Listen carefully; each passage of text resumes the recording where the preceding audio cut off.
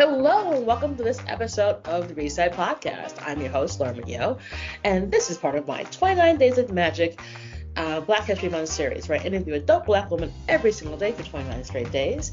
And this episode, I am super excited to speak with Monique Bonds, who's a community manager over here at VML. She has an awesome story. I can't wait for y'all to hear it, so take a listen. Hey, Monique. Hey, Laura, how are you? Good. I'm so glad you decided to join us for the 29 Days of Magic. Of course. So, first question is always the same. Answers always hilarious. I'm sure yours will be no different. So, first question, Monique, what was your first job? It's so funny. My first job ever was working at IHOP as a server. So I've came a long way since then. So, what is it like to actually work at IHOP? Because I feel like it's probably a nightmare. Actually, I loved it. I actually still work as a server to this day. It's just really cool being able to be helpful and be there for people, even if it's something as simple as, getting them some syrup or some orange juice. Seeing the way people light up when you're able to make them smile just makes my day. Oh, awesome. I love to hear this. So, wait a second. So, you were a server at IHOP. Every time I've gone to IHOP, it's been like at a rest stop whenever I'm doing anything for like a road trip or something. So I'm assuming that you probably had some interesting encounters. Oh, yeah. Let's hear about one of them. All right. So this is so funny. This was my first job ever, right? But I was working overnight. I don't know how that happened. Is that legal? Are you adults? Barely, right? But yeah, dear. I was working overnight and I wouldn't get off until around 5 or 6 in the morning on weekends. And we would have a gang of kids come in after a basketball game, and they would have 40 people with them, and just being able to serve all of them, or serve all of them, and just make sure that they had everything that they wanted and or needed. That was one of my fondest memories as my first job at IHOP, because that was the first time I've ever had a table that big, especially at 3 in the morning. You know what I mean? You're like, oh dear, help me. Yeah, where did you guys come from? Okay, save me. So, okay, we do all that fun stuff. So now, we go from being an amazing server at IHOP to where you are now. What was that journey like? Yeah, it was a bit rough, not gonna lie. I just kind of shifted gears a lot. In college, I was a journalism major, so I just kind of figured out that I love media, I love photography, I love filming, I love radio. And I love to write. So after that, it just kind of led me to social. I wanted to be a news reporter, but graduating during COVID, I was not allowed in any newsrooms or radio rooms. So just kind of partnered with one of my mentors, and he told me more about social media marketing and social media managing. I did a lot of research and a lot of Google ads and Google certificates, and I just kind of landed up where I am today by the grace of God and my hard work. Wow. So you're just like, I'm just going to figure this out. So wait, when did you graduate college? 2020. Oh, good God, girl. Jesus. Yeah. Of all the times. So did you have a proper graduation, or you got robbed of that? I did not. Yeah. So they allowed us to walk the stage a year later. But within that year's time frame, I had a new job and I was not able to go back to school and walk the stage. So I don't have any graduation memories or pictures or anything like that, unfortunately. Oh, I feel like we have to fix this somehow, some way for you. Yeah. Yeah. You need a redo. I've been thinking about going to get my master's just so I can have that opportunity. I love it. I was like, you know what? I didn't get to walk my graduation. So you know what I need? Another degree. Yeah.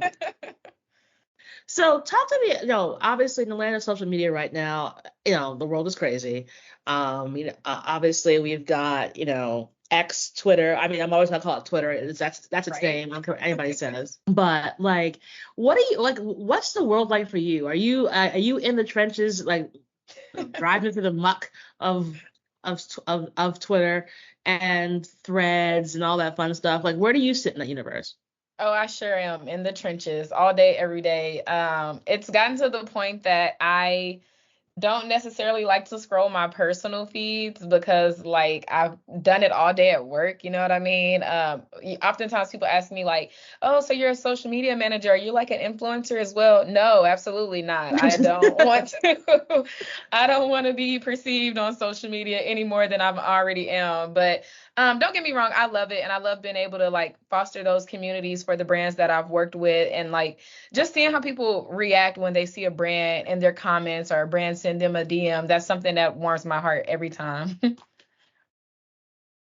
Oh, that's amazing. So what's like a day-to-day like for you? Like what do you have to do? Open up basically your tweet deck or something and just see all the different accounts you're managing? Or is it just like, all right, let me start with, threads, what's happening on threads, what's happening on Instagram, and all that good stuff. So I definitely, yeah, have a routine. So I start with like, let's say whichever brand is the most important or like prominent brand at the time. Right now I'm on a few brands and we've just had some like new launches released in the past few weeks. So I start with them and I just kind of do some social listening, see what people are saying online on all platforms, Twitter, TikTok, and Instagram, seeing, have we been tagged in anything negative, or are we having like a positive sentiment when we are being mentioned? How is the conversation going and how are we showing up in that conversation? And then outside of social listening, I look for some engagement opportunities, whether that's like proactive or user generated content that we've been tagged in. I typically take that to the team and say, hey guys, look at this cool thing that we've been featured in. I think we should engage.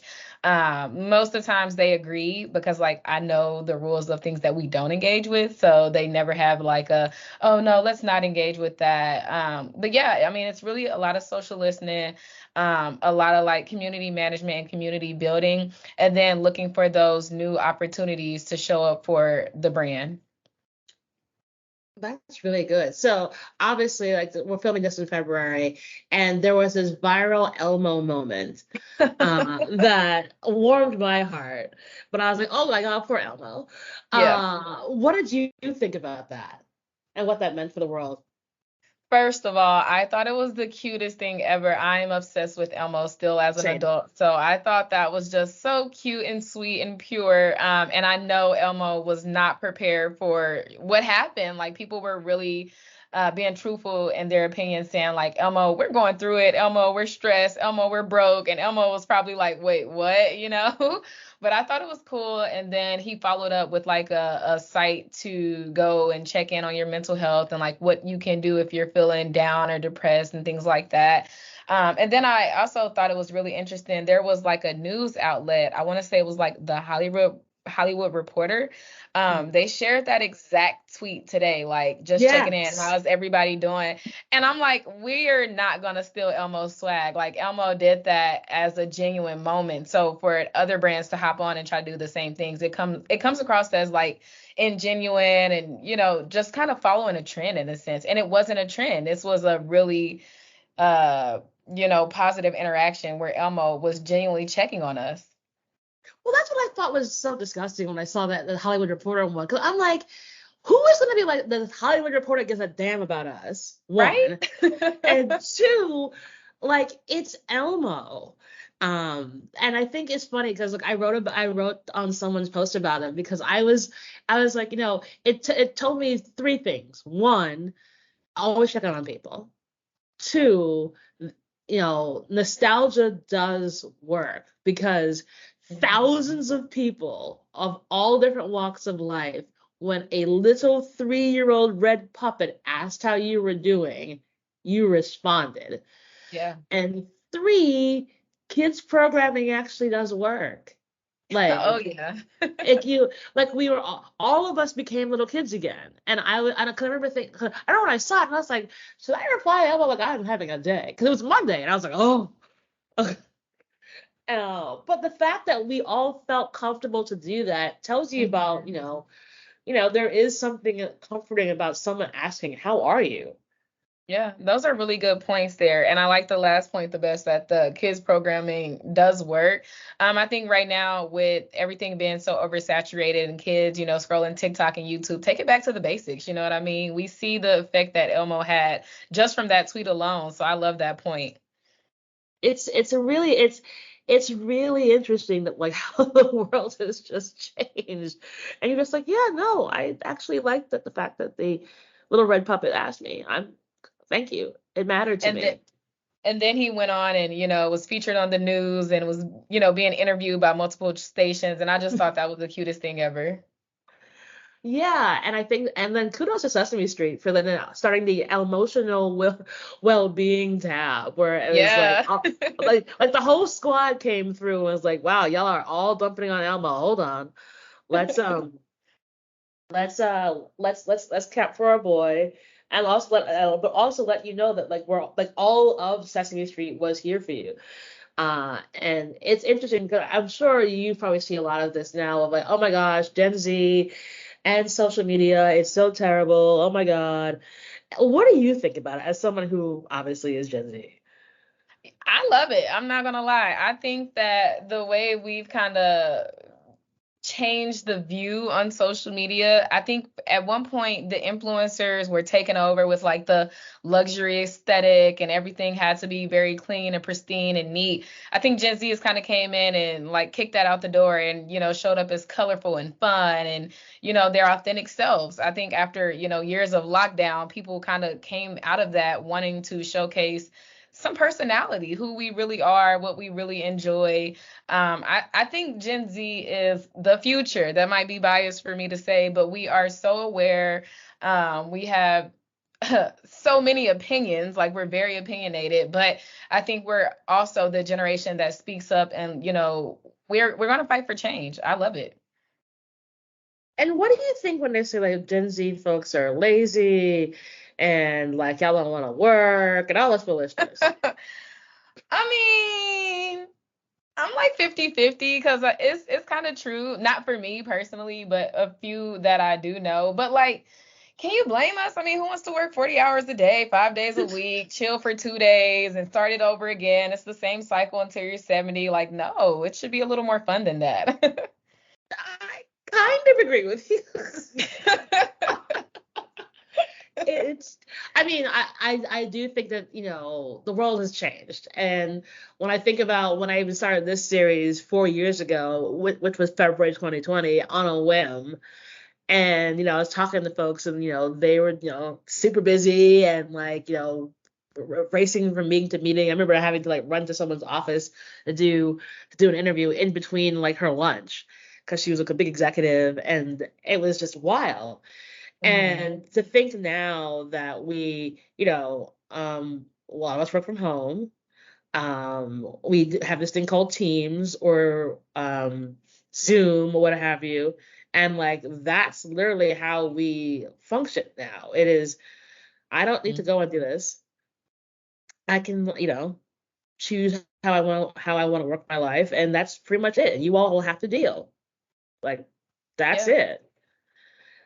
Which is shocking that like that's all. It's all wild to me that that's how it's changed at this particular moment. And I think I'm learning more about it. I feel like I'm on the fence about, being in the office every single day. I think there is something to be said about the community that you do get from being with folks in the office. But I also understand the value of like being at home. Like hmm as someone who does events for a living, it's like, yeah, I'm down to be home. Like, because I'm out when I need to be, and then when I don't need to be, I'm good. Bet I'm good. Yeah. Yeah, I agree 100%. And I mean, like you said, there is some benefits to being in office and being in that team setting, but I'm just gonna go ahead and say it. I think as women of color, sometimes we can feel uncomfortable in office, and sometimes we feel like we have to put that mask on and show up as not our authentic self, and just kind of be a different person in office. And oftentimes I don't feel comfortable in that setting. So being able to work from home has definitely improved my belief in myself. I almost speak up a little more. I feel a little more comfortable sharing, my opinion when necessary. But when I'm in office, I kind of shut down a bit more and I just listen a bit more. I mean, this is only my second year here. So, of course, this is like just growing pains, you know what I mean?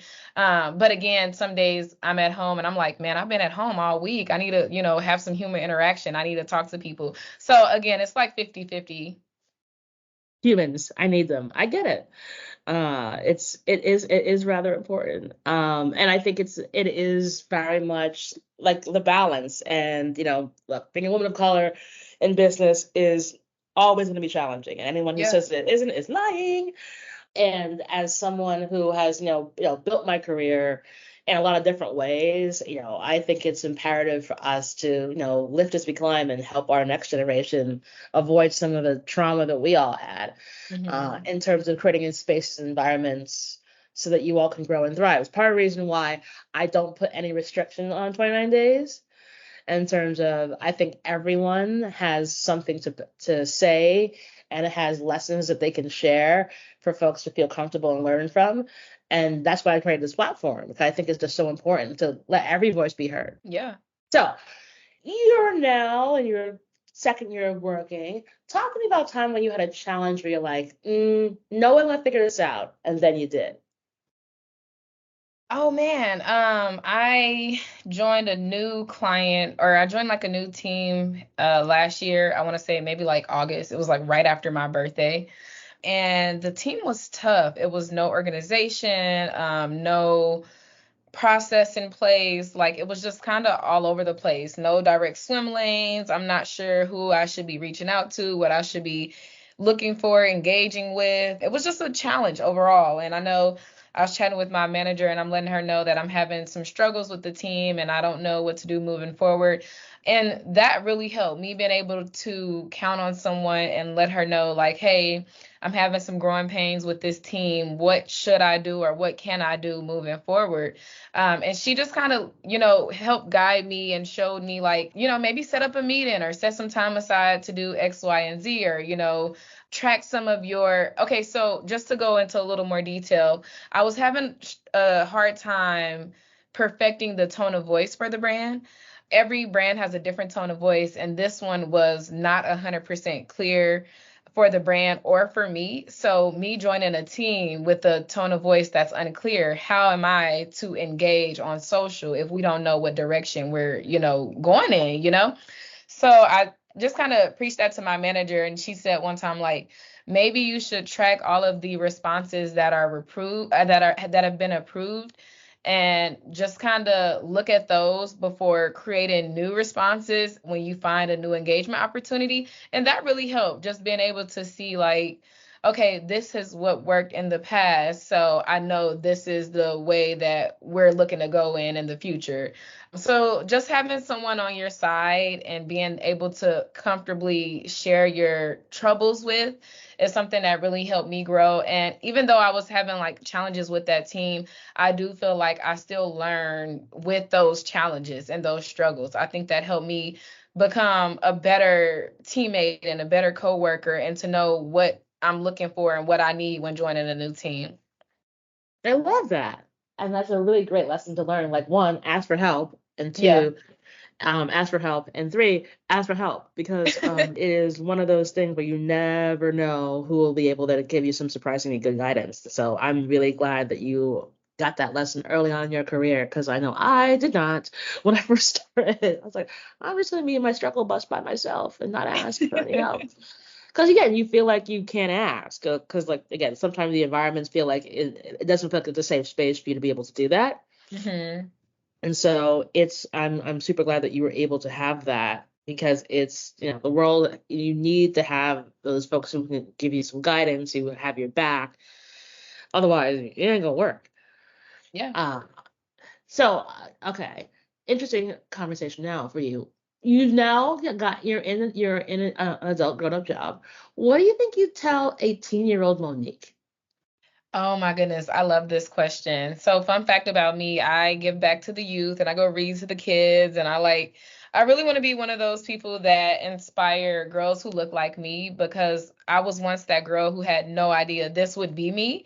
So if I could tell my 18-year-old self one thing, it's just to keep going, keep having those dreams, keep chasing whatever it is that you want to do. Oftentimes we are told we're not good enough, or like it'll never happen, or like to shoot smaller. But I went to a HBCU, an all black college, and that is what molded me to who I am today. Just having those professors just speak life into me and believe in me, that's really all you need to hear. And just keep going.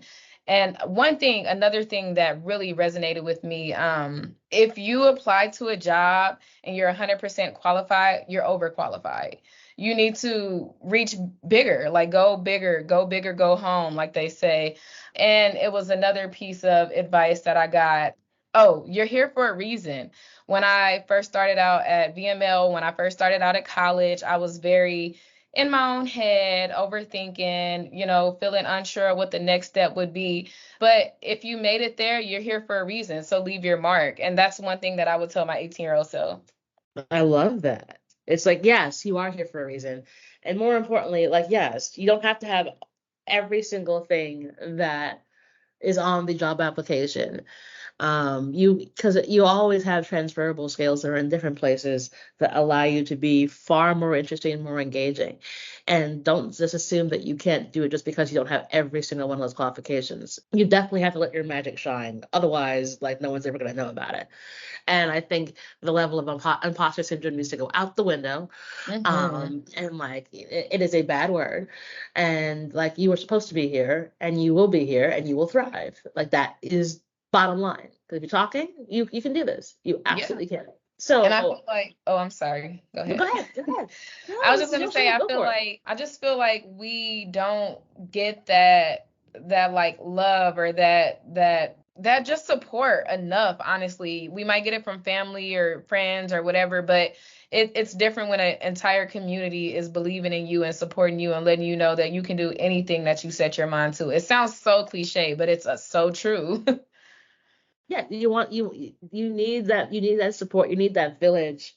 And the cool thing as you get older is that village becomes a town, becomes a city, becomes a state, becomes like an area, then becomes a country, then becomes a continent, because you keep growing and growing and growing, and you keep building new networks in different places.